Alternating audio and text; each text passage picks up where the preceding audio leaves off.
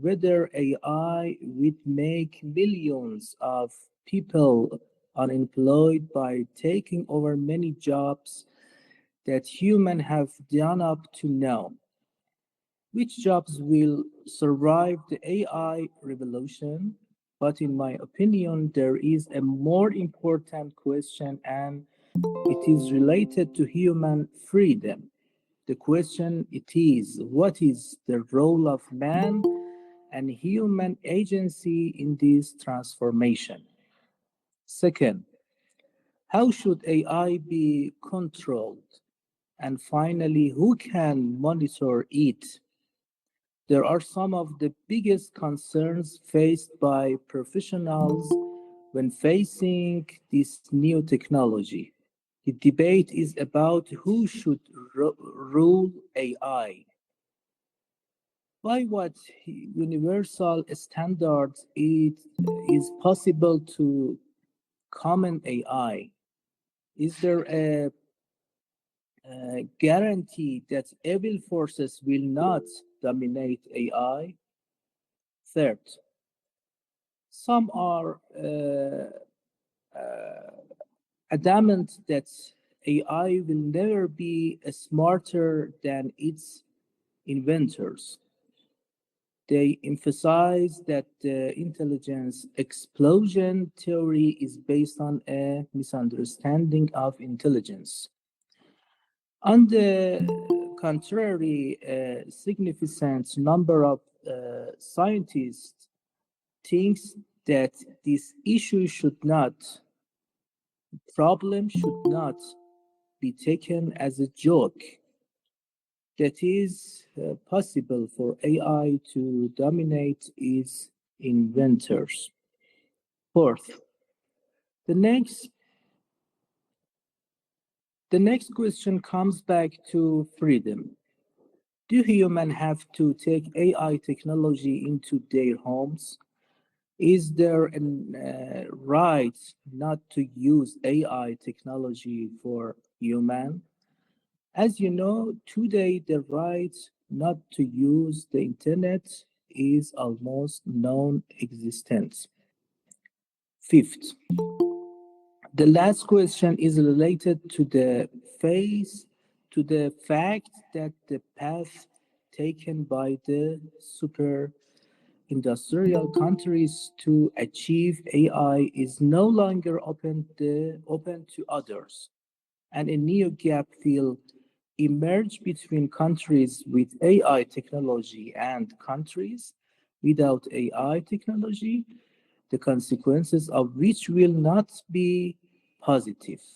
I will limit myself to these questions here. Fortunately,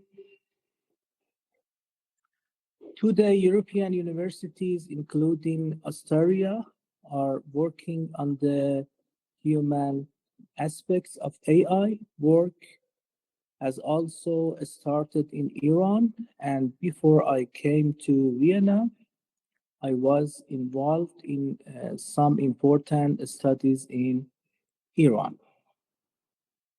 Today, we have three important lectures in this field.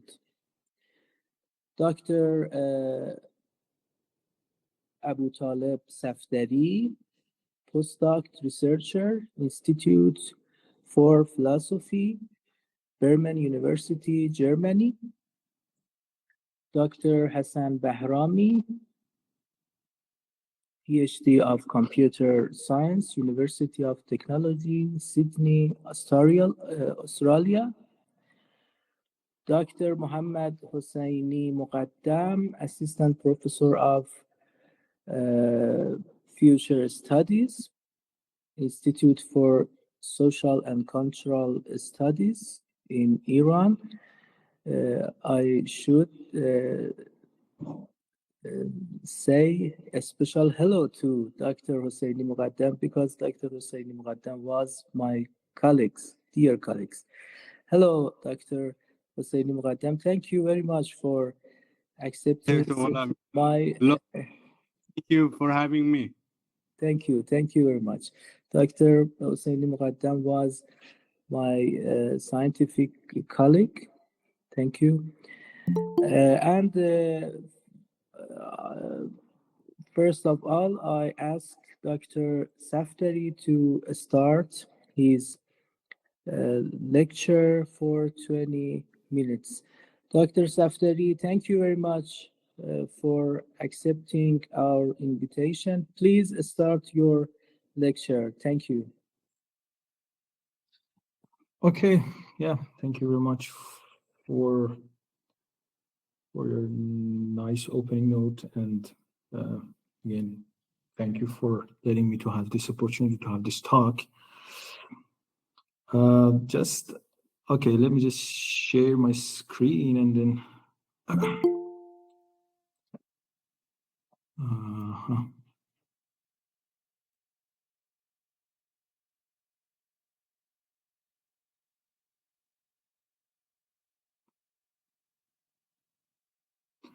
yeah, so can you see my slides? Yes, doctor. It's obvious. Okay, and so, but before starting, I was wondering why I have to speak English. To be honest, it was a bit wondering for me, because everyone in the room is, I guess, knows Farsi, and but anyway, it's the rule of the it's a rule of this meeting. So I will go on in English. Yeah. So as you can see, my talk is about embodied partnership with machines, observations from Mars exploration, and I was thinking how to start my presentation, and then I was thinking to tell you that okay, I'm coming from philosophy. So one might wonder what a philosopher can do, or what a philosopher has to offer to the field of human-robot interaction or human-machine interaction. So I'll try to let you know, try to show you that philosophical insights and philosophical perspectives could be very illuminating and very helpful to understand the complicated relation we might build with machines. So in this lecture, I'm just going to show some aspects, maybe some unexplored aspects of our relation with machines, using a case study from Mars exploration. And why Mars exploration? Because I am at the moment I'm a researcher at the University of Bremen in a project called Humans on Mars Initiative. So what I'm doing is actually particularly is focused on this on the machines that will be employed and used in a Mars exploration environment. Yeah. Okay. So the basic idea is that let me just have the time. Okay. So the basic idea is that our relation with machines, particularly when it comes to robots and AI systems, is not a simple tool-use relation. I mean, we don't experience, or we don't treat, or we don't interact with technological artifacts as simple tools. They are not just tools for an end. They are far beyond simple tools. And our relation with them is much more complicated than a tool use relation. What I mean by tool use is that when I ask you that what this cup is, for example, okay, the tool use perspective responses me that okay, it's just a tool. It's just a tool for an end, for I don't know, for drinking water. Okay, I use this cup to drink water. But what I want to argue in this talk is that it's not as simple as this perspective offers. So our relation is complicated than tool use, simple tool use.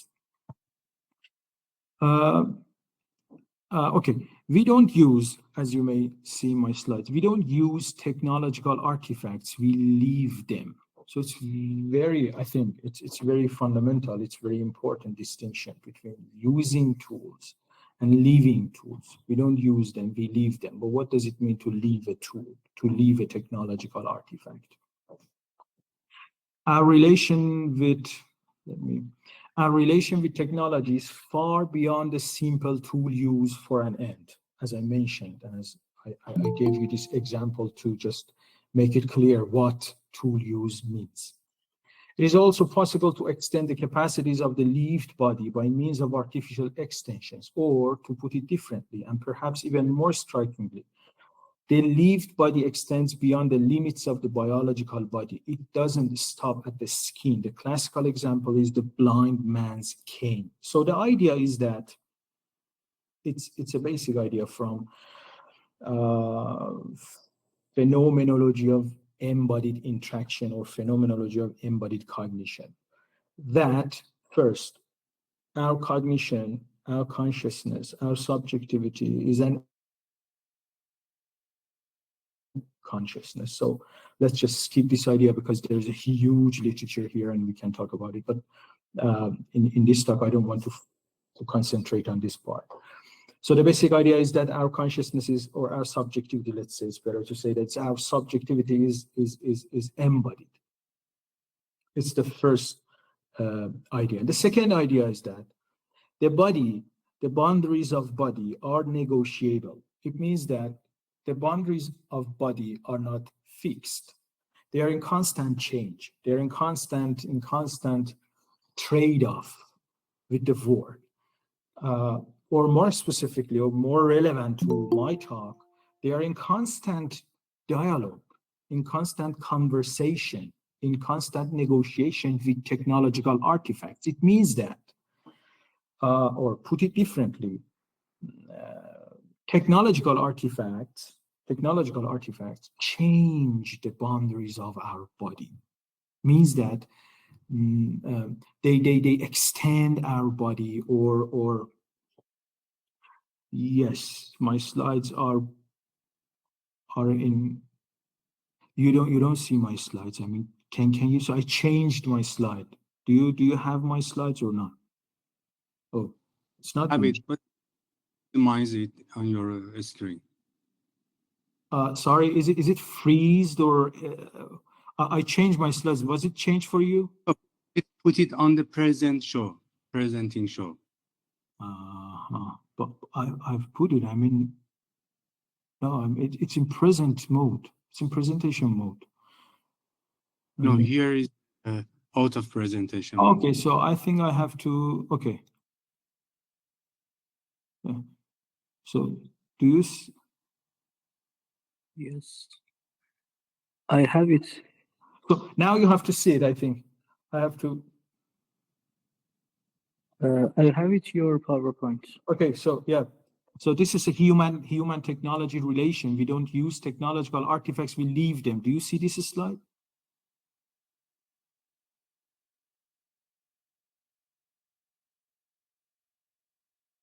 Oh, okay, so yeah. So as you may see, as I just mentioned, we don't use technological artifacts, we leave them. And by leaving them, I mean that our body is in constant change, is in constant trade-off and negotiation with technological artifacts. What does it mean? Let me give you an example.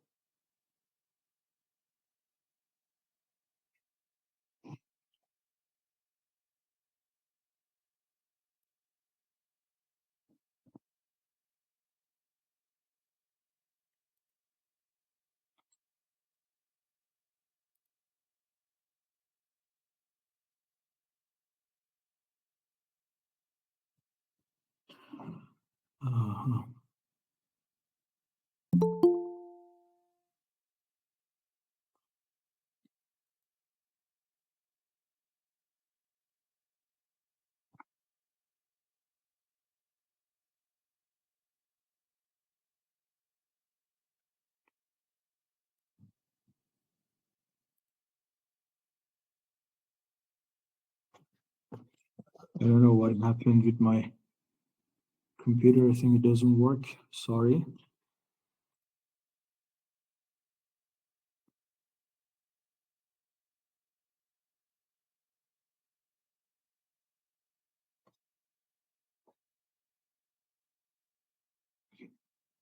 Do you see this slide? Body boundaries can be negotiated through the use of tools, or you don't see it? Yes, we can see it. Okay, good. Yeah. So I'm just giving an example to illustrate the point that our body boundaries are in constant negotiation and in constant change when they use tools. Okay, when we use tools. This is a very famous case study. You may see in the right side of my slide. So in this experiment,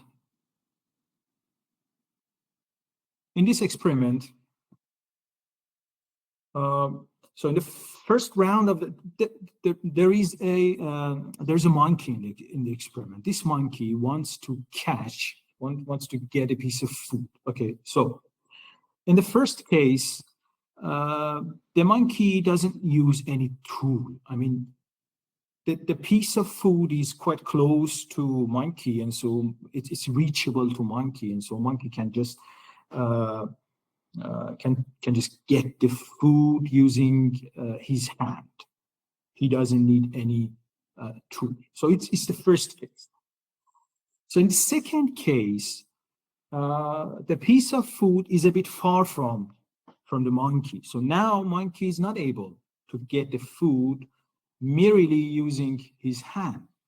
So he must use a piece of tool, a piece of rod to get the food, to get the food closer to himself. Okay. So the fMRI results, the data gathered through fMRI experiment, show that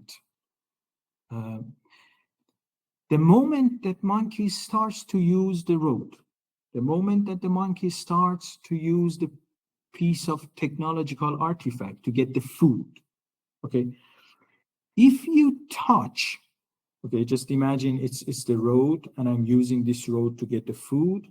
Just in the moment that I'm using this road to get the food, if you touch the top of the road, if you touch here, the same regions in my brain will be activated that are responsible to be activated when you touch my finger.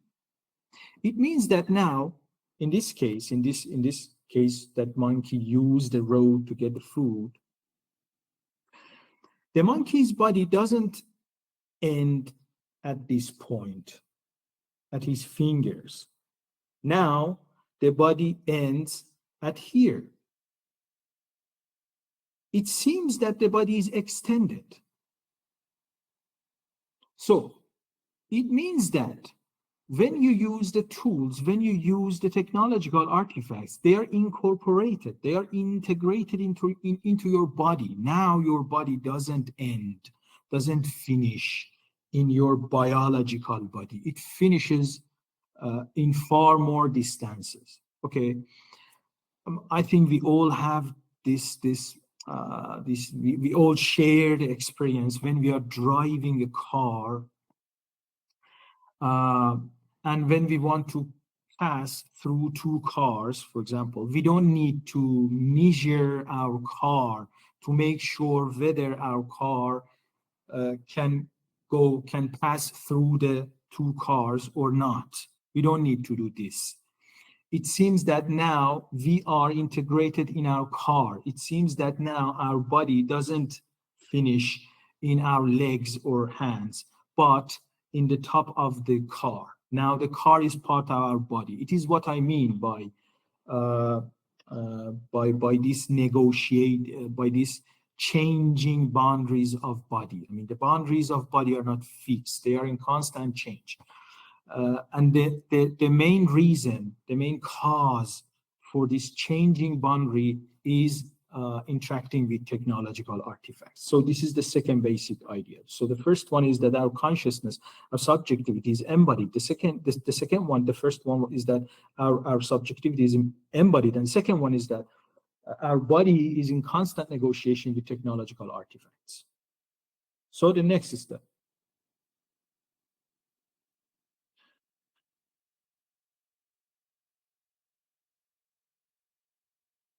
We shall be cyborgs, not in the merely superficial sense of combining flesh and wires, but in the more profound sense of being human technology symbiotes.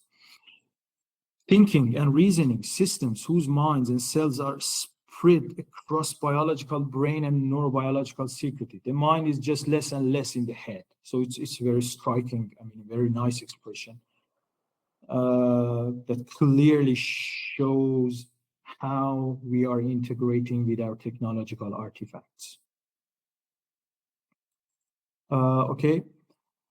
The second paragraph, I just skip the first paragraph. They will remain tools in only the thin and ultimately paradoxical sense in which my own unconsciously operating neural structures are tools. I do not really use my brain. We create these supportive environments by supportive environments means technological artifacts. We create technological artifacts, but they create us too. So there is a reciprocal relation between we humans and our technological artifacts. We create them, and then they create us. They change us through changing our body. Okay, so it is why I think when we are talking about technological artifacts, we shouldn't just assume that they are simple tools. They are simple tools to reach an end. No, they are part of us. We make partnership with technological artifacts. We just don't simply use them. So this partnership relation, which is a complicated form of relation, far more complicated than tool use relation, is manifested, is quiet, and nicely could be recognized in relation, in people's relation with Mars rovers. So now I'm in my case study. Just to make sure that I hope you have my slides. Now I'm showing this fancy picture of Spirit, Mars rover. I hope you see it. Okay, so if you don't see it, just let me know. So its Spirit is a Mars robotic rover active from 2004 to 2010.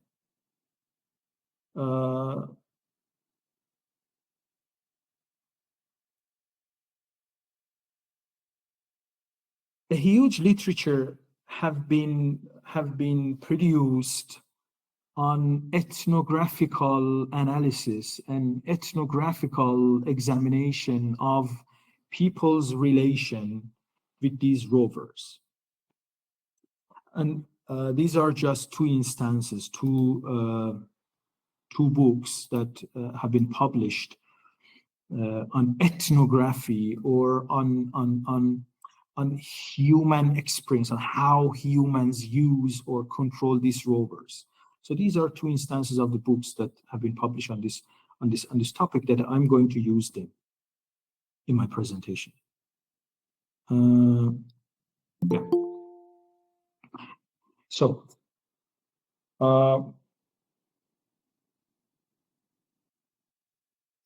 for example, in this Sing Like a Rover, Janet Vertesi has conducted various and many interviews with people that were in charge of controlling the rover. So she made many interviews with them. And now I'm going to read some of these interviews to show you how these people experience a kind of partnership with these rovers. And this partnership could not be explained or understood in simple tool use terms or tool use framework. The rovers are not just tools. The rovers gradually become part of their body.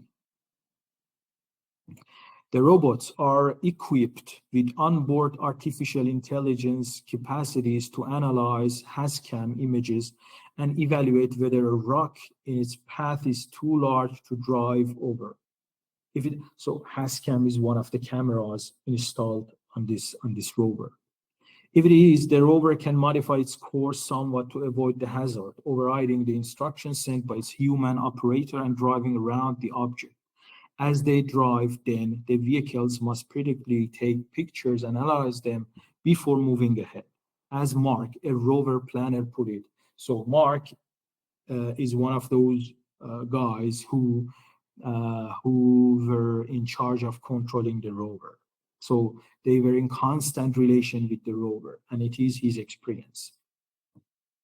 For one thing, the rover's view of the world when driving is very much like your view of the world. If you imagine yourself trying to make your way through a dark, cluttered room with nothing but a flash bulb, so you can kind of take a picture in the world, and you can get a sense of where there's a safe path, and you walk a little way along that safe path, and you pop the flash bulb again. That's one of the ways the rover sees the world when it's driving. Other times it just does this.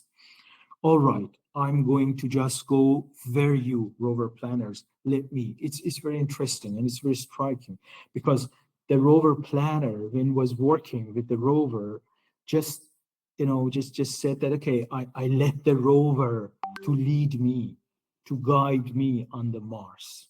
It seems that it is not the rover who controls, it is not the Mark, it is not the people, it is not the human who controls the rover, but vice versa. It is the rover that controls the human. So there is a reciprocal, complicated relation between them. Certainly, the robots are subject to a degree of anthropomorphism, since parts of the rover are verbally related to human body parts and actions.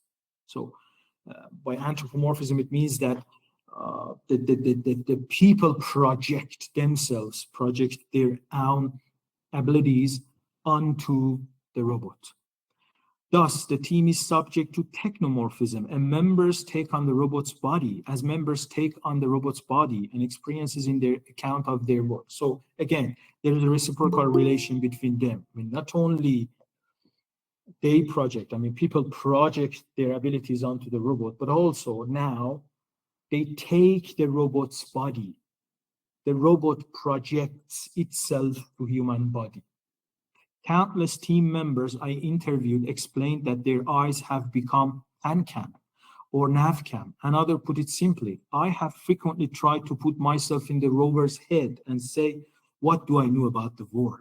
So they try to put themselves in rover's shoes. It's very striking and interesting, I think. When working with the rover, I am a rover. I am a pan-cam. So they become the rover. It's a kind of partnership.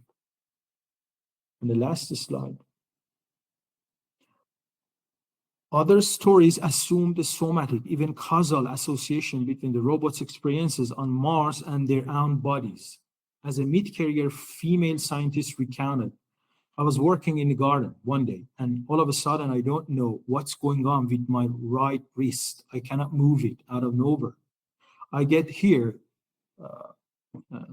NASA meeting, and Spirit has its right front wheel is stuck, things like that. I'm totally connected to that call. So it means that there was a deep connection between this mid-career female and the robot. And the connection was such a deep one that the controller, the female, felt it even when she was far away from the robot. So it is not only that the rovers are the human team members, proxies on Mars, rather the visual and embodied practices described above show how human team members must step into the rovers' bodies in order to experience Mars. So yeah, these case studies, I think, clearly show that our relation with technological artifacts, with robots and AI systems, is much more complicated than tool use. So what I want to argue is that we don't experience robots, we don't experience AI systems as just simple technological tools. We treat them, we experience them as our partners, even if they are not conscious, even if they don't have internal states, they don't have emotions, they don't have these kind of things, but we treat them, we behave them, we interact with them like partners, like minded creatures. It was the basic idea of my presentation. I hope it was clear and makes sense for you. Okay, thank you.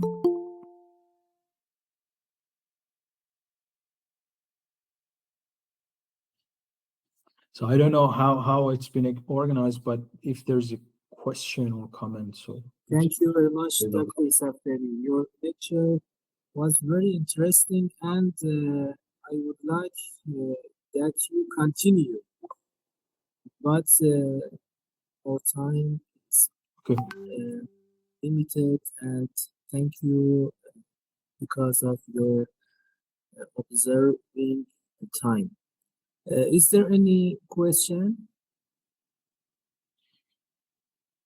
Can I ask a question, or I mean, no Ask question? your question, Doctor. Please ask your question. After it was very fruitful for me. I think that your idea in this regard can be explained by the Thomas Hughes idea of technological momentum. Mm-hmm. Actually means the interaction between we as a human and technology as a human's tools. Okay. That there's no linear approach. We can tell that, for example, technology is determining this actually situation of human society, or this is the society which determines future of technology. I think technological momentum can be a good conceptual framework for explaining this relationship. Thank you. Okay, good. Thank you. Thank you for the comment. Because my analysis is micro analysis. I mean, at the level of consciousness and subjectivity. But what you offered, what you suggested, was interesting from this perspective, that I can use it to scale up this analysis to generalize my understanding of this interaction, not at the level of subjectivity, but in broader context of society. Yeah, it was interesting. Thank you. Any question? Is there any question?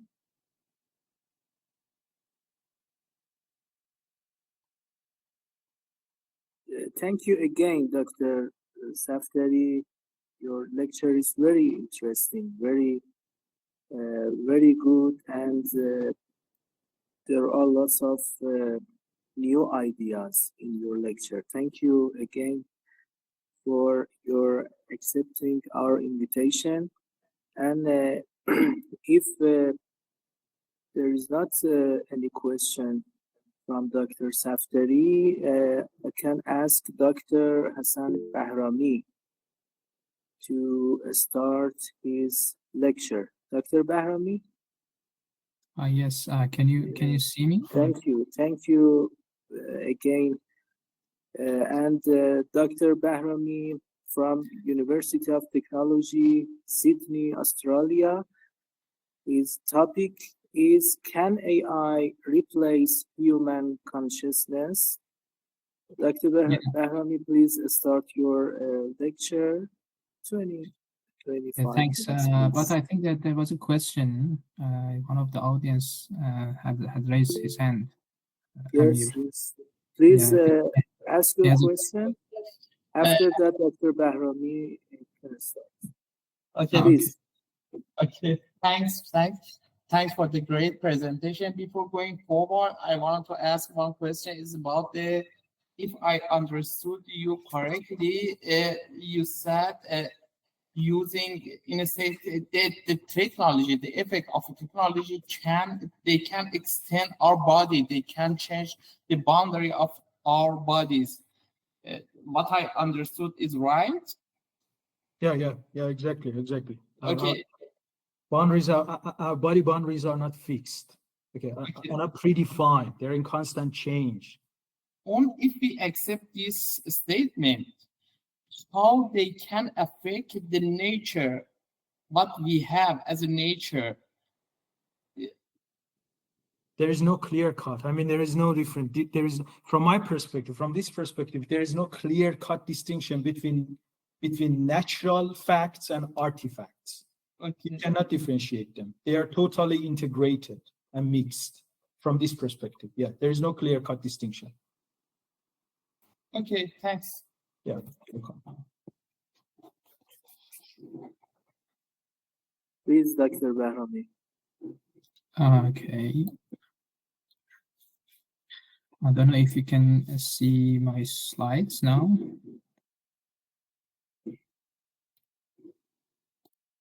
Yes, we have it. Okay, so the topic is, can AI replace human consciousness?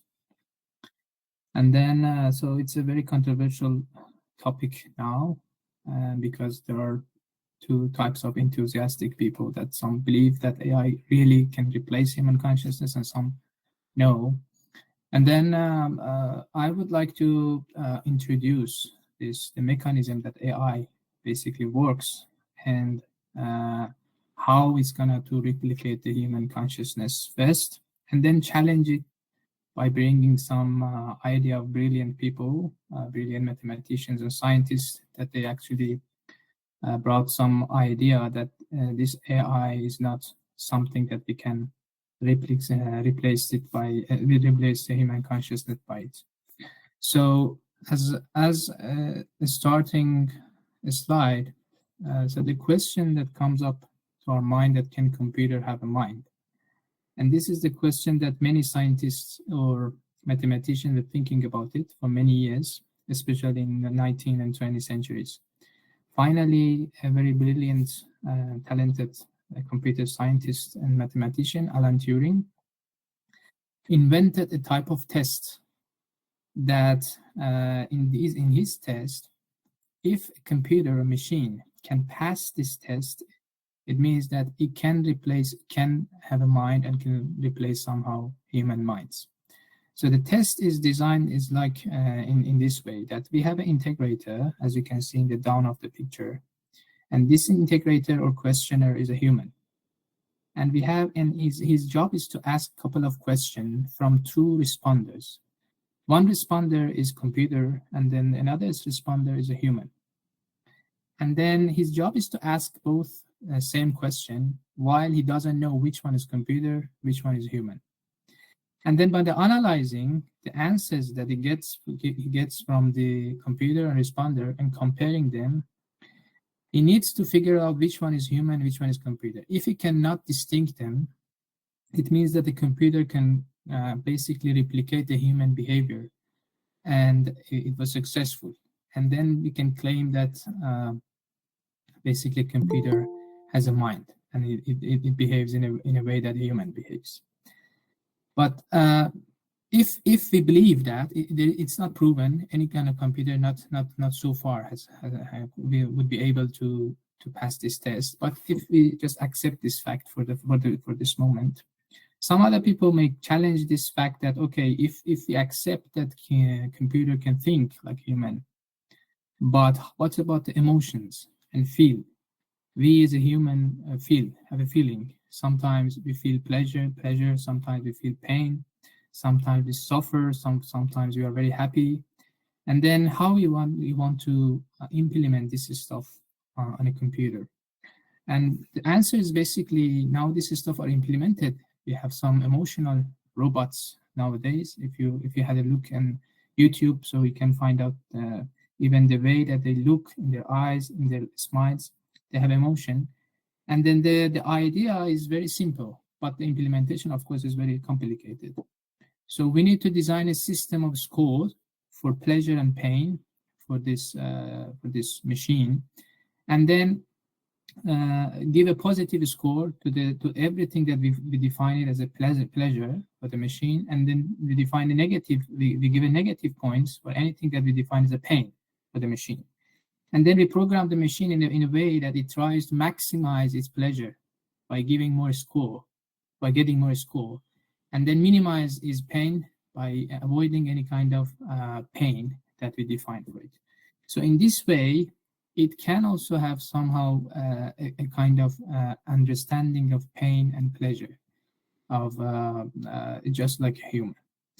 So this type of new thing that we have, especially in 2 decades, maybe it brought this idea that some people believe that maybe it really can computer replicate human mind and replace the human mind, human consciousness. These people called the fan of strong AI ideas. The fan of strong AI ideas are the people who believe that any kind of mental activity that we have as a human is simply carried out a well-defined sequence of operations referred as algorithm. So basically, our mind, any kind of decision-making, any kind of behavior that we show is nothing but just a set of operations that we call it algorithm. And because it is algorithmic, AI can easily replicate this process, and of course can replicate the human consciousness. And they're very enthusiastic about their idea. So the rest of the talk, my talk, is designed to define this algorithm, to know how it works, and basically what it is, how it works, and how we can challenge this idea that basically is our mind is very algorithmic, and basically anything that we have in AI is very self-sufficient and can be extracted within its system or not. So let's go step by step. First, we start from algorithm. So what is algorithm? That the whole this big AI thing is based on it. So we know that the word of algorithm comes from a name of a Persian mathematician, Mohammad Khwarazmi, or in Arabic Al-Khwarazmi, and a very brilliant book, Algebra, that is written by himself. And so the algorithm nowadays is defined as steps that we define to start from a starting point to do a task. For example, we start from a circle, the green circle here. We have some steps to take, and then we reach the destination, which is the task that we defined beforehand. This is a very simple definition of algorithm. So what AI does is simply take some input and then some rules to pass these steps to reach whatever we define for it. And this is what we call it algorithm. So if I'm going to give an example from this part of talk, I have to be a little bit technical. I was trying hard to avoid any kind of technical contents because I know the audience maybe are not very familiar with this stuff. But in any part of the lecture that you don't understand, you can simply ignore it. Just follow the general idea of the talk.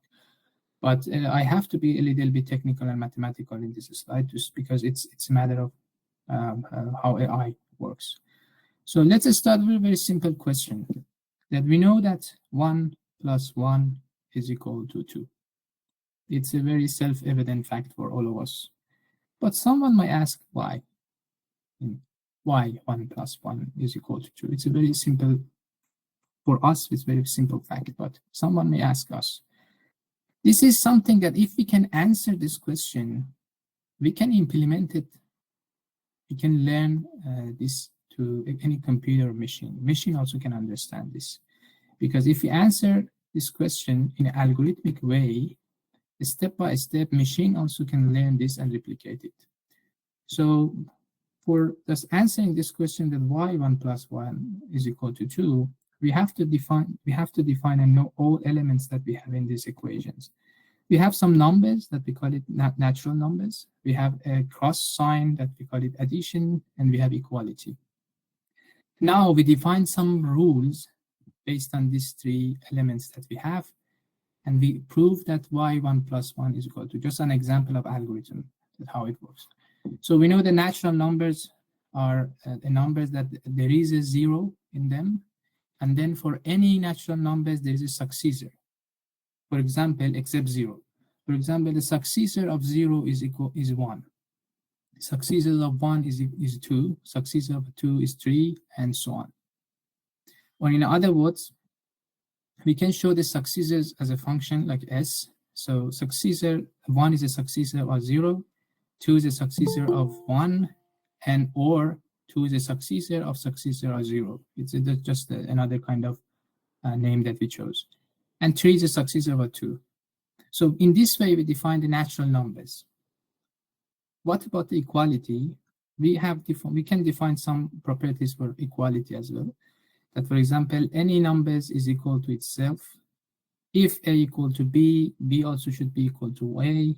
And if equal to B, B equal to C, then A equal to C as well. And then at the end, we need to define some properties for additions, that any numbers plus 0, it's equal to itself. And any numbers equal to successor of other numbers is equal to successor of the both of them.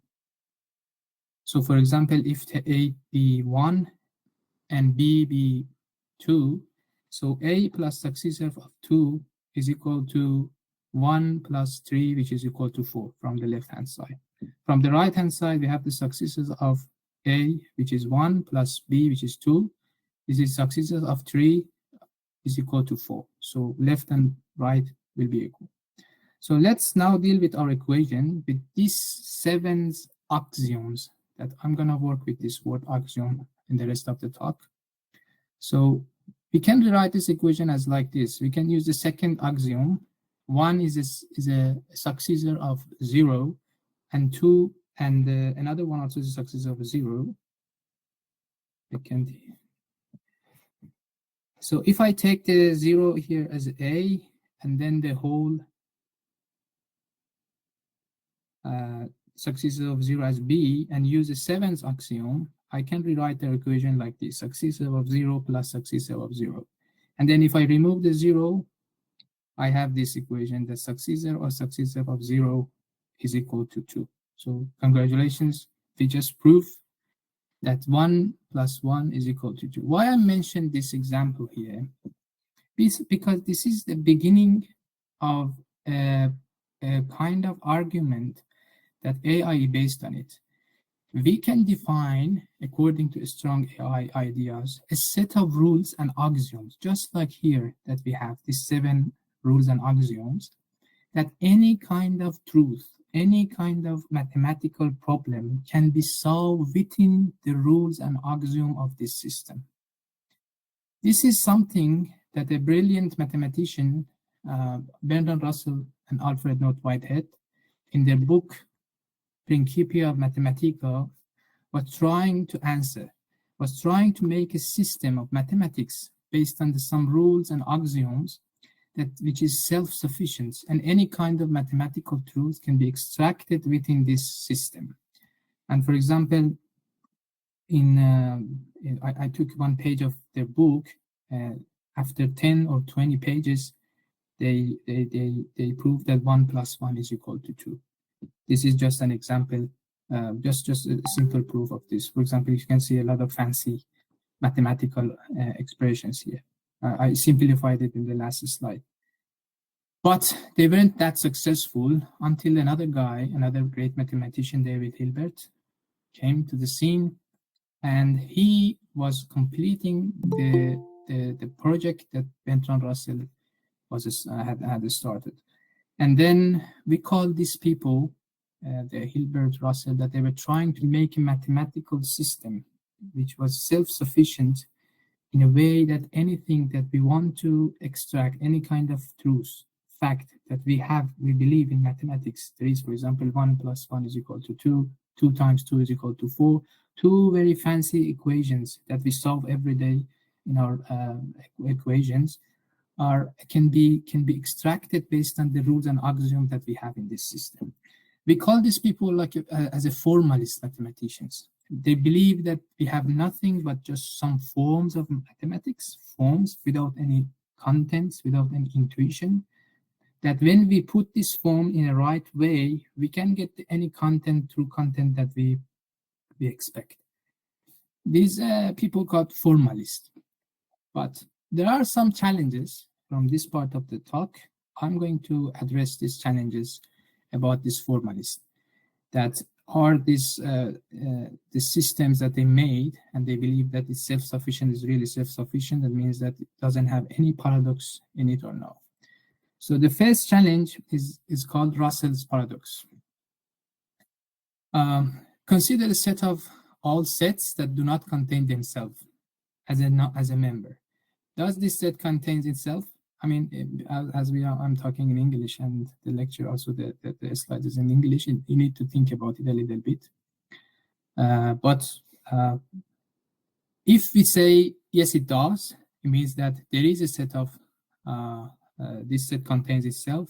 By the definition that we had, it should not contain itself. So it's a paradox. And if it does not contain itself, then it should contain itself as is the set of all sets that do not contain in themselves. Maybe it's a little bit complicated for you to understand. So I give you a very simple example. So suppose that in a certain village, there's a barber who shaves everyone who doesn't shave themselves. So in a certain village, there's a barber who shaves everyone who does not shave themselves. Then who shaves the barber? This is the question. Who shaved the barber? If he shaves himself, he's not shaved by a barber, because barber only shaves those who doesn't shave themselves. But if he shaves himself, it means that he's not going to shave by a barber. So he does not shave himself. But if he doesn't shave himself, it means that he has to be shaved by a barber. So it means that he does shave himself. So this is a paradox that there is in a system that Russell made, and we need to point out that this is a bug in the system of a formalist of mathematicians. This is the first paradox. The second paradox is called Turing-Halting problem. We mentioned that in AI, anything can be defined as an algorithm. And just imagine that we have a very simple algorithm for doing an operation, and then it needs to stop somewhere, okay? It needs to stop somewhere. And then there are another kind of problem that it needs to go for a couple of times and then stop in another place. Who decide that where this program should start? For example, look at this example. I defined a very simple code. This can be translated to any kind of programming languages. We have a function countdown, take n as an input. N is a natural number. And then while this n is greater than 0, while n is greater than 0, it prints its n and then reduce 1 from it. And it continues until n is no longer greater than 0. For example, if I put n equal to 3, it prints 3, reduce 1, and then prints 2, reduce 1 from it, and then prints 1. And then when we reduce 1 from 1, it becomes 0, and 0 is not greater than 0, and it's stopped. If I give another example, for example, we have a function who take m as an input, and then find the remainder of n when they divide it by 2. This percentage in a programming language means the remainder. So when m is divided by 2, the remainder, if the remainder is 0, it means that the condition is true. And then while the condition is true, we go to the infinite loop. Otherwise, if the remainder is not 0, we need to stop. So for example, if I give m as equal to 2, the program will run forever because the remainder of 2 divided by 2 is 0. So it goes to the infinite loop. But for m equal to 3, it will halt because the remainder is not 0. So the question is there any universal program, any kind of universal function that can understand when it should continue and when it should stop? This is called the Turing-Halting problem. Given a program and an input, can you determine if a program will eventually stop running or not? So I have to give this third example to see how this paradox works. For example, we have this function, paradoxical problem, and we have this halt function that take any kind of program P and any input I, and then returns true if P halts on input I and false otherwise. So this function halt returns true if the program P halts for input I. For example, here, the program is paradoxical program, but the input is 0. So if this expression if returns true, indicating that the paradoxical program halts, yes, then the paradoxical program go to this loop and enter an infinite loop with no halt. So this is a paradox. See? But if this halt returns false, indicating that this paradoxical program doesn't halt, then paradoxical program will halt here in the return and stopped. So it's another, it's again a paradox that we have. This is another challenge that if we want to make anything like consistent in terms of formalistic mathematician and computer scientists, there is this bug that there is no self-sufficient kind of operations that we can rely on it to make this argument. And then the last and maybe most important challenge of formalists is the Gödel incompleteness theorem, which is very, very mathematical, but I made it very simple for you. Gödel was an Austrian brilliant mathematician who was living in the same area of Bertrand Russell and Turing. And he proved that basically this by mathematics, that this system that they claim that is only has rules and axiom, and with using these rules and axiom, we can make anything, any kind of truth, extract any kind of truth and proof from it. It's not self-sufficient. Just an example, for example, we have this statement that says this statement is false. We want to judge that whether these sentences, this statement is false, is true or false. It's a kind of logical problem. We have a sentences, this statement is false. If it's true, it means that this statement is false. It's paradox. If it's false, then the statement is true. It's paradox. So this question happens to our mind that, okay, who determines what is true, what is false? So if we have all of these truths and false within this mathematical system that we formed by any kind of these great mathematicians, so why we have this kind of paradox within the system? They have to be self-sufficient, just like a human mind that can figure out the paradox of this stuff. So Gödel proved that in any consistent formal system that is sufficiently powerful to express arithmetic, there are statements that they are true, but they cannot be proven within the system. So this question happens that, okay, what is truth and where it comes from? Formalists believe that truth will be constructed by axioms and rules, and therefore one of the consequences that AI can follow those axioms and rules to find out the truth. So it means that AI can do anything that human mind can do.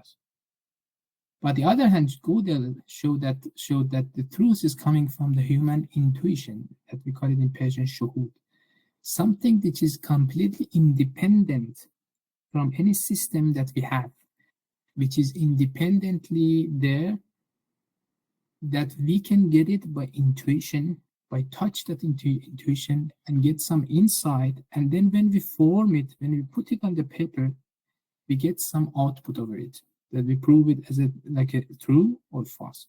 So truth is something somehow God-given, not man-made, not human-made. This is very similar to the idea of Platonic reality of mathematics. So the very well-known Greek philosopher, Plato, that you can see in this picture with his brilliant Dr. student. Bahrami, could you summarize your lecture for Yes, I'm going toward the conclusion. So this is the picture of the Plato and Aristotle that is pointing out toward the sky, that there are something there that which is independent from us. So, and then also there is a role of quantum physics, that also there are very non-algorithmic process included in quantum physics. We know that the intrinsic part of the quantum physics is non-deterministic, and it involves in our mind, as quantum physics is supposed to be everywhere. So if it happens in our mind as well, then there are some non-deterministic processes happening in our mind, which is not going to be a program like AI, because AI is completely deterministic. When you give an input, you expect the output, and you know what is the output. But in quantum physics, you don't know what is the output. And if quantum physics is happening in our mind, it means that we don't have a deterministic process here, which is not going to be covered by a strong AI.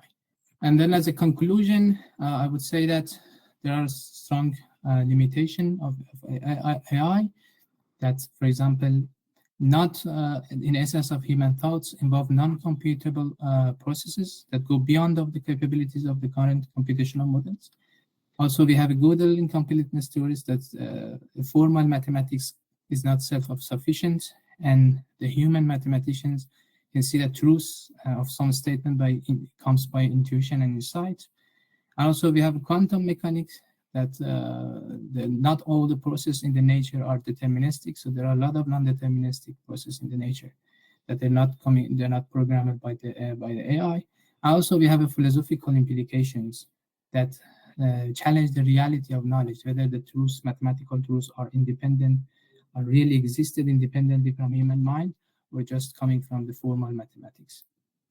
So I would like to mention some reference here: the Emperor's New Mind by Rajiv Penrose, and The Mind's Eye by Douglas Hofstadter. That most of the contents that I mentioned here are coming from those books. I would recommend for the readers, for the audience of this talk, to have a look on this book. Thank you very much. Sorry if I went a little bit beyond the time. Yeah. Thank you so much, Dr. Bahrami. Your lecture is very interesting and powerful too, same as Dr. Safdari lecture. Thank you very much. Ms. Spati, would you like to ask your question with your voice? Ms. Spati?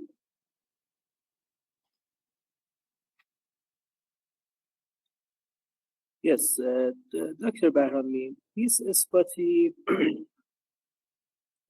has a question. I read it for you. For Dr. Bahrami, human consciousness, as I understand, is deeply interviewed with biological process. If AI through reprogramming algorithms and learned data patterns could replace human, my question is, AI does genuinely replicates the experience of consciousness? I would be grateful if you could answer my question. Yeah, I'm not sure that I understand the question correctly, but I mean, I think the question is asking is about that the human consciousness involves very complicated biological process as well. But the AI is just something that comes by very like algorithmic type of thing. The whole talk was about this fact that basically the nature of the human mind and the way that it's working is completely different from something that can be described only by a step-by-step algorithm or a set of operations.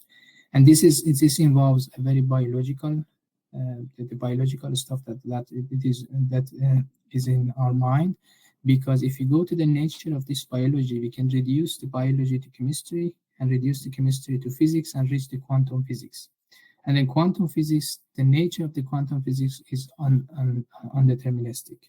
And then undeterministic means that it's not something that you can expect the result. But the output of AI is always like a deterministic and something that predictable. Thank you, Dr. Bahrami. Any question? Is there any question? Mr. Rahim Mahmoud Band has a question. I would like to know if the extraordinary progress of AI can destroy humanity. I would like to know if the extraordinary progress of AI can destroy humanity. I think this is something that it's hard to answer, but from my perspective, no. Human consciousness is way above the something that we call it AI, but of course, when it comes to the real life, everyday life that we have, not like nowadays that we use it like almost every day, then it means that it can be it can have some benefits for us, and also can some disadvantage. Sometimes can be harmful, can be tools that can abuse people, like making fake pictures, a lot of other things that we have, misinformation about many things, many kind of conflicts that we have in the world, or being abused by some people that are expert in AI to take advantage of the others. There are all these challenges that we have. But generally, if we want to claim that it destroys humanity, this is something that it's very it's like a big claim that I'm not okay with it. And I say that our consciousness and our mind is much more how to say, smarter than what we call it AI nowadays. Yeah, but don't worry, enjoy your life. Thank you. Yes, please ask your question. Okay, thanks for great presentation. I would like to ask the question in another way. Do you think if the AI is able to replace human works in a state of consciousness? In a set of consciousness? What do you mean set of consciousness? Human works, human jobs. I mean, it's doing basically nowadays many kind of jobs, maybe simple data analytics and stuff. How far can it go? Actually, how much? You never know. Replace the human jobs or? Yeah, I mean, definitely, just like other industrial things that, for example, when we have industrial revolution in 19th century, many jobs destroyed, but another kind of job invented. So people just switched from the traditional work that they had toward the new job that they were invented. So if you're people maybe are scared a little bit that they lose their job or no, but yes, there are some jobs can be destroyed by this AI because AI can do it easily. Basically, those works that they have a repetitive nature. It means that they don't have any creativity, and AI can simply replicate that process for you much faster than, for example, a human. But anything that needs creativity, this is something that only human mind can do. And everything that comes with creativity is something that AI cannot do. And then, yes, I would say a bunch of jobs will be destroyed, a bunch of jobs will be invented. And then if you're worried about this thing, just follow the trend and see which type of jobs are getting created, and then you need to just switch to it. Thank you very much, Dr. Bahrami. At the present time, I would like to invite Dr. Hoseini Moghadam for starting his lecture. The topic of his lecture is from tradition to Silicon, the future studies of Iran in the age of AI. Thank you again, Dr. Hoseini Moghadam. Please start your lecture. Thank you. Thank you for having me on this invitation. I'm delighted to have the opportunity to share out with you artificial intelligence and future of scientific development in Iran. I to two previous speakers who addressed the philosophical and technical and specialized aspects related to artificial intelligence, which facilitate talking for me practically in domain of science, what happened in Iran in terms of scientific communities and what will happen in the future. First of all, I would like to say that I'm a researcher in futures studies, and during the current decade, I dedicated my times to do foresight in about the future of science and technology around the globe and what will happen in Iran, which scenario Iranian society will confront in the future.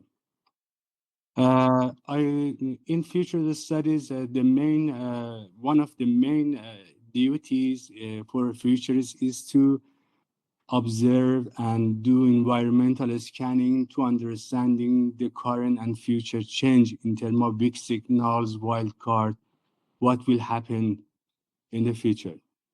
One of the most important mega trends which currently shaping the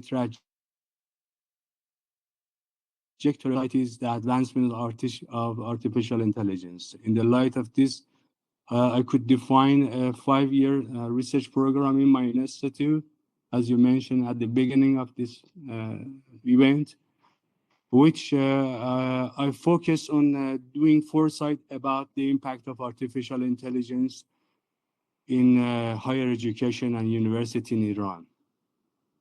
The data which I'm presenting in this talk is derived from my 5-year research program. This is the 5 years of this program.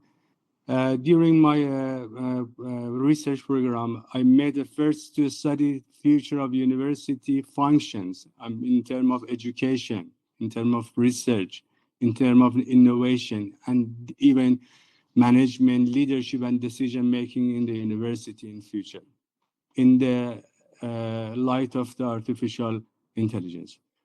Actually, I could find this opportunity to visit various universities in Iran, including Polytechnic University, mainly Sharif University, Humanities and Social Science University, mainly Allame Tabatabai, and Comprehensive University, mainly Shahid Beheshti. I could talk to the experts and faculty member of this university. Actually, I hold a different expert panel to study what will happen for us in future. Alongside of this research program, I could hold some workshop for students, for faculty members, for the manager and decision maker of university, and even politicians and policymakers in some ministry, include the Minister of Science and Technology, Minister of Health, and talk to them. I engage in dialogue with them while sharing the finding of my research program. I also sought their opinions on the current state and future prospect of artificial intelligence in Iran's scientific institution. Furthermore, I participate in process of drafting countries' national strategy in artificial intelligence, which 2 days ago, actually, Shura Ali Enqilab Farhangi confirmed it and actually made it obligatory for all different ministry to follow this principle. In this talk, I'm gonna to a little bit critically talk about the situation of scientific community and university in Iran in light of this policy making. One of the key points of stress is that maturity model for country in the field of AI.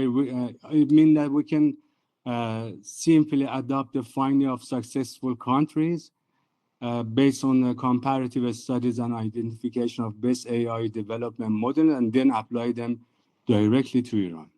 It is actually a strategic mistake. In this presentation, I will attempt to elaborate on this idea further and demonstrate the potential risk and challenge that could face Iran's scientific institution if we fail to pay attention to the realities governing AI advancement. Based on this introduction, I designed a conceptual framework which can help me to actually explain my idea. There is three-part: macro-history, realism, and futurism. I've developed this conceptual framework based on, first of all, when confronting on artificial intelligence technology, having a historical perspective can be helpful. As you know, Karl Marx, a great philosopher, mentioned that when changes in technology happen, it leads to change in the means of production. And changes in the means of production cause shift in the mode of development. And when the mode of development changes, all other societal superstructure transform as well, such as education, health, economy, security, and other issues. The historical trend began in the era of hunter-gatherer and agriculture society, then continues through the first, second, third, and fourth industrial revolution. Accordingly, we have witnessed the evolution of concepts such as hunter-gatherer society, agricultural society, industrial society, intelligent or smart society. So we see that during the history, technology plays a decisive role. The other part is realism. Along with this, it's crucial to focus on realism and gain an accurate and correct understanding of reality surrounding us at local, national, and international level. Failing to understand this reality could lead to a situation similar to a story of the elephant in Rumi's Masnavi Ma'navi. As مولانا said, فیلی اندر خانه تاریک بود، عرضه آورده بودندش هنود، از برای دیدنش مردم بسی، اندر آن ظلمت همی شد هر کسی. In this tale, an elephant was in a dark house, and each person attribute characteristic to the elephant based on their own limited understanding. This story invites us to strive for an interdisciplinary cross-specialization or cross-cultural, international understanding of artificial intelligence. This is the reality. This approach will allow us to better recognize a different dimension of this reality. By adopting such a comprehensive perspective, we can avoid the pitfall of having a narrow or incomplete view of AI. Much like the individuals in Rumi's story, which touched only a part of the elephant and drew incorrect conclusion about its entire form. In this tale, we can use and say that AI can be as an elephant in the dark house. And the third part is futurism. From a futuristic perspective, I want to emphasize that the future won't wait for us. If we stand idle, future will impose itself upon us. Based on this understanding, successful countries are those that have acquired the ability to confront, assess, and shape a desirable future. In other words, we can afford to be passive observers of technological progress, especially in the field of AI. The nation that will thrive are those that actively engage with emerging technology, anticipate their impacts, and take deliberate steps to harness this advancement for their benefit. This proactive approach involves not just adapting to change, but also influencing the direction of technological development to align with national goals and values. This conceptual framework will help me to explain that. As you see, as Martin Hilbert mentioned here, during a long history of human society, you see that, as you see in this graph, shows a major historical development stemming from technological advancement. Hilbert divided human history into three parts. First part is significant portion was devoted to human efforts to transform matter, such as stone, bronze, and iron. The second part is actually which began in 70 AD and continue until 1973, was focused on revolutionizing the energy. The third part, which we are in it in this era of human history, started in 1973 and continued to this day, has been dedicated to transforming information.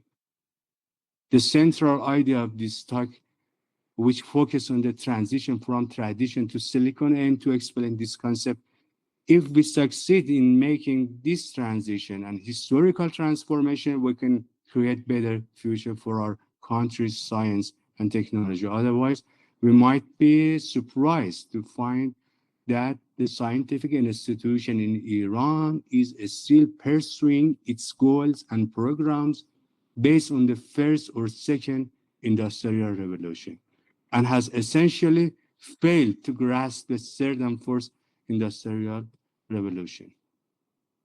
As you can observe in this graph, there is actually a historical correlation between education advancement and technological progress.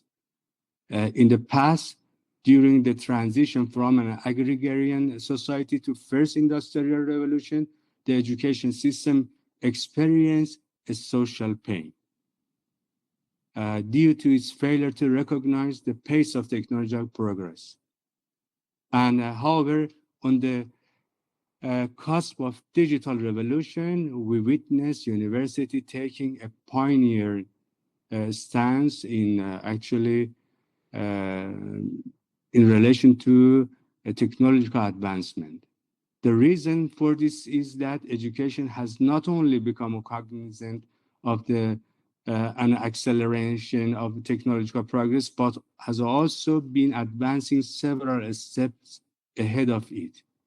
It is projected that in the future, if university continue along the current trajectory, they may experience social distress and lag behind the rate of technological progress. This scenario can be averted only if university can transform the educational landscape in the revolutionary manner to confront the future technology. Here, I would like to mention that a kind of gap is emerging between society and governance system in Iran. This means that society becomes aware of technological change much earlier and in line with the global trends and put them to use. However, the governance system realized this issue with a delay, and we always suffer from this historical lag. Currently, according to official statistics published by sources such as DataTech, the general awareness of Iranian society about artificial intelligence, at least in the form of LLMs such as ChatGPT, Gemini, and other, and even NLPs, is at the global average level. This has led to actually increased attention to these tools, especially among students and new generation entering university. This situation has simultaneously created unprecedented opportunity for innovation and scientific progress in Iran. Fairness and equity in access to education, research, and global scientific achievement are among these opportunities. Individual, regardless of the economic status, educational background, can actually request education from these machines in their native language, and the machine can provide them with a more suitable path than their current educational opportunity. This democratization of knowledge and learning tools through AI represent a significant shift in how education and information can be accessed and utilized. It has potential to level the playing field in terms of educational opportunity, allowing individuals from diverse backgrounds to engage with cutting-edge information and learning resources. However, this rapid adoption of AI tools by society, particularly the younger generation, also highlighted the need for governance systems to catch up and develop appropriate policy and framework to harness this technology effectively and responsibly. I would like to talk about the risk of AI, mainly about the illiteracy. It is a great danger for the future of university and education and a scientific institution in Iran. Regarding the importance of Iranian governance awareness about the artificial intelligence, we should briefly point to this historical reality. If you take a look throughout the history of Iran, you see that the development process has generally a top-down procedure. Based on this, with the awareness and cooperation of the rulers, we could witness progress in the society, and in the case of the lack of awareness, we have seen backwardness in Iranian society. From this perspective, I would like to raise this risk with you. Our governors don't have sufficient awareness and understanding of some AI development. This issue will cause the scientific future of a country like Iran to be exploited and colonized in the current and future years. Let me explain it more. If, for example, consider that scientific community and Iranian scientists will have limited role and share in shaping their own future. A significant part of this reality is rooted in understanding that new world order in the future will be based on the guidance and leadership of cooperation, big corporations such as Microsoft, Google, Amazon, and the other giant corporations. These corporations have a monopoly on data, have a monopoly on hardware, human resources, and significant material capital. And this monopoly allows them to gain a unique and different dominance in the guiding country's affairs. For example, today Google can provide a more accurate judgment about the scientific topic of interest in various university departments, such as the Universität of Tehran. This judgment is based on precise data and evidence, such as what professors and students in different majors and in different fields of studies and in different departments are researching.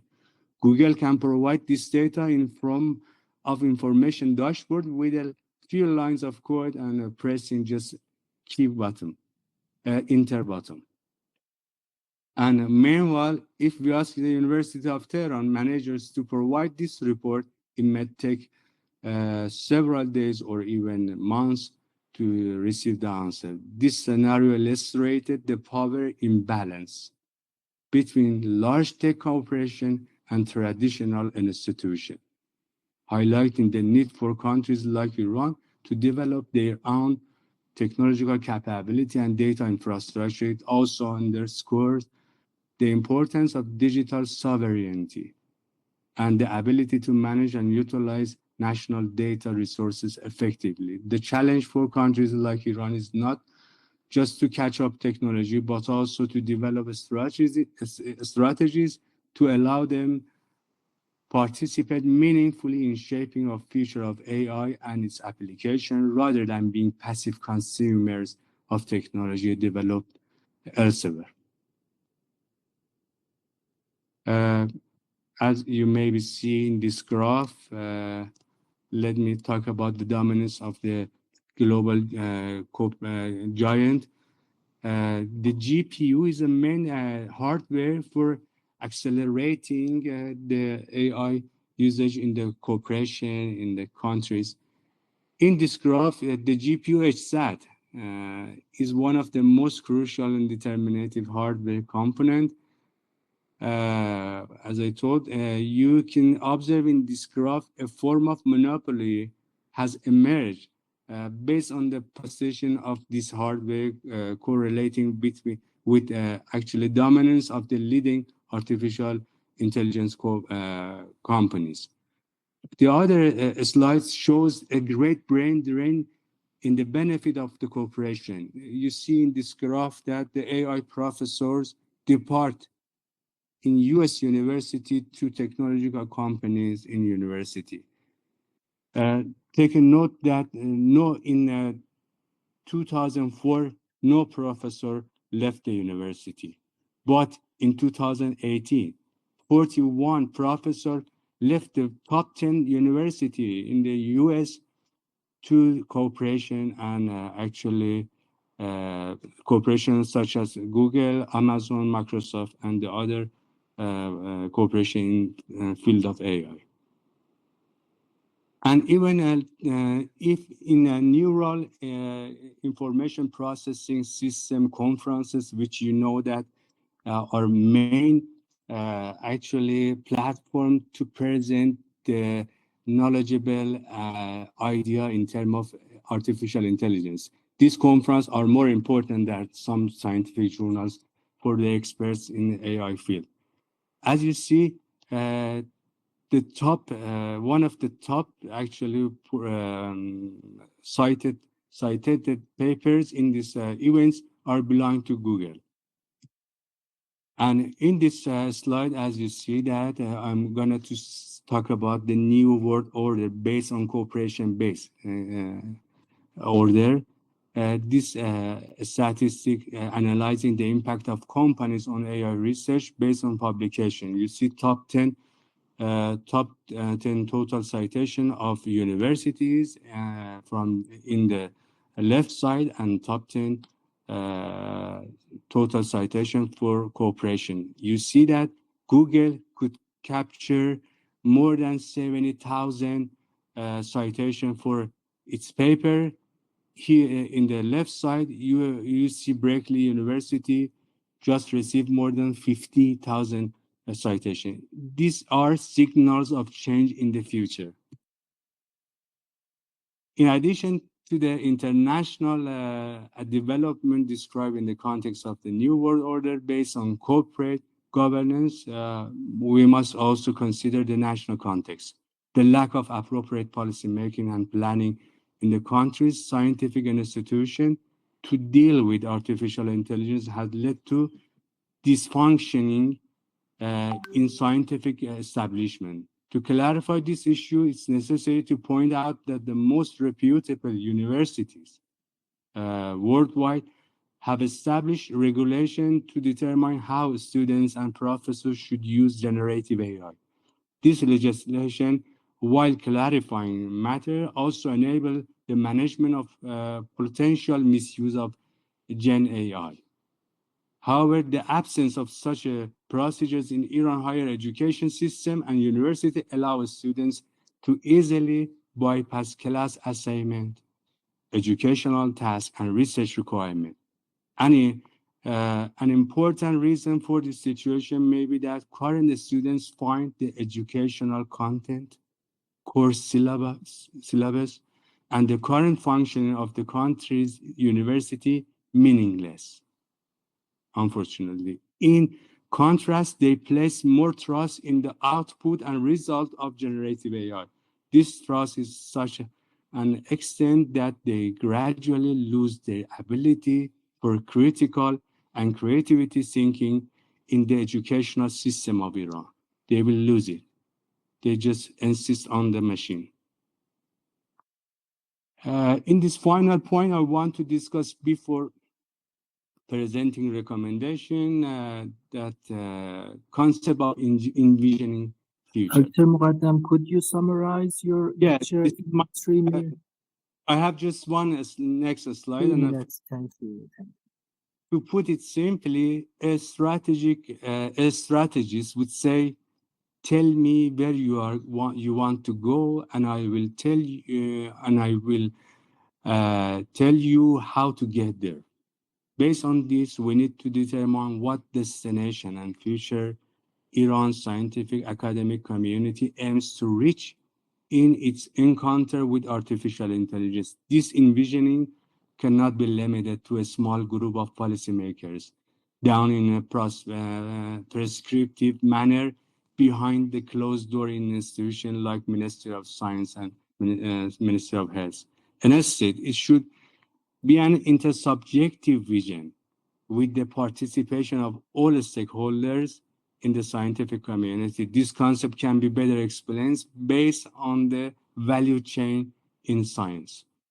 From input stage through the process and output, as well as outcome and impacts of scientific institution, various stakeholders such as students, professors, and employers should participate and reach a consensus alongside higher education policymakers and planners.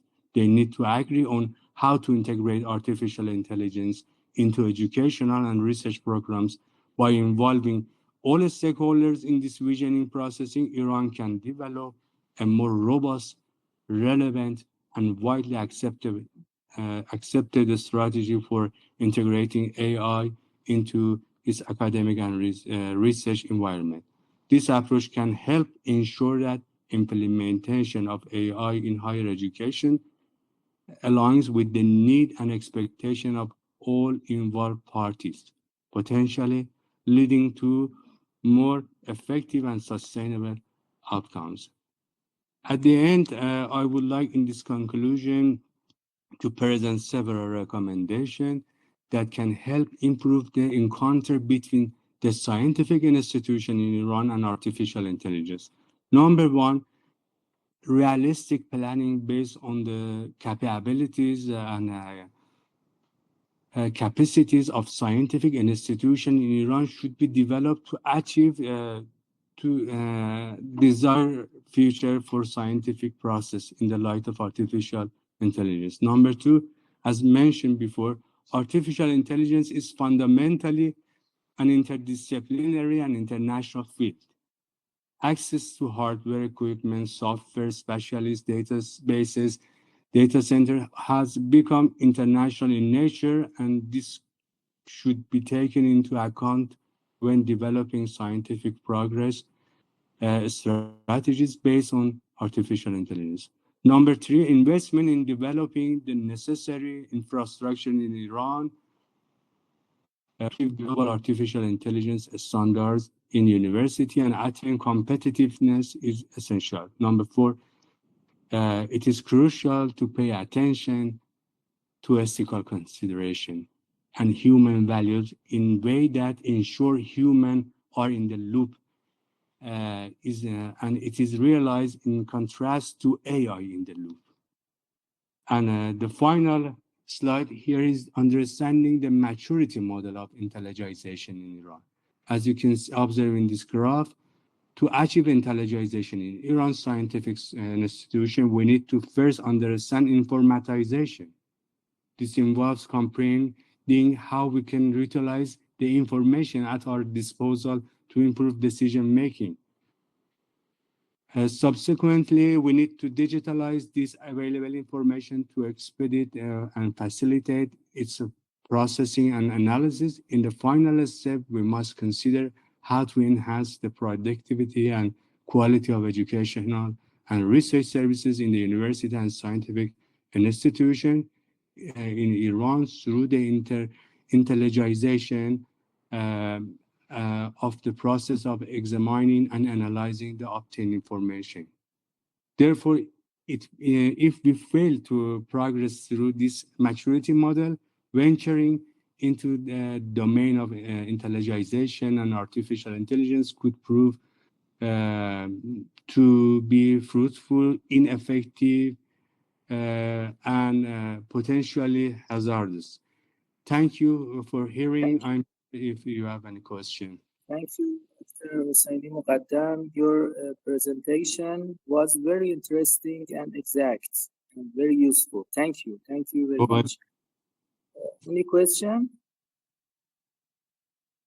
Is there any question? Could you read the question of Mr. Mahmoud Vance? Yes, he said, I hear that you mentioned you talk with some university managers just in Tehran. Do you think you might find different results if you expand your study population? Yeah, of course, you are absolutely right. I'm negotiating with the politician in both University of Science and Technology and even Minister of Health to make it possible for us, for my team, research team, to have engagement and participation of stakeholders from all over the Iran. I mean, different university, even in a small town. In some project, I succeeded to get this participation, but unfortunately, right now I'm negotiating with them to and showing them the result of my project to make them trust to me and make it possible for me to actually obtain the idea and the experience of all academicians of Iran, Iranian University. I mean, I'm agree with you. And Any new question? Yes, thank you again, Dr. Hoseini Moghadam. As I said, in Iran, some elite researchers, such as Dr. Hoseini Moghadam, focused on AI from humanity and cultural point of view. Of course, Iran is far from the scientific top level in this field yet. Unfortunately, it means, of course, humanities and social sciences, not other fields. I think having live and tangible problems is first step for progressing. Thank you, Dr. Moghadam. The time is over. I have no decision to conclude. This is very hard for me. The topics were varied and it is difficult to summarize. The lectures and questions and answers were good. The discussions of this meeting showed that AI is more difficult and complex and complicated than we imagined and has very deep effects on human life and human relationships.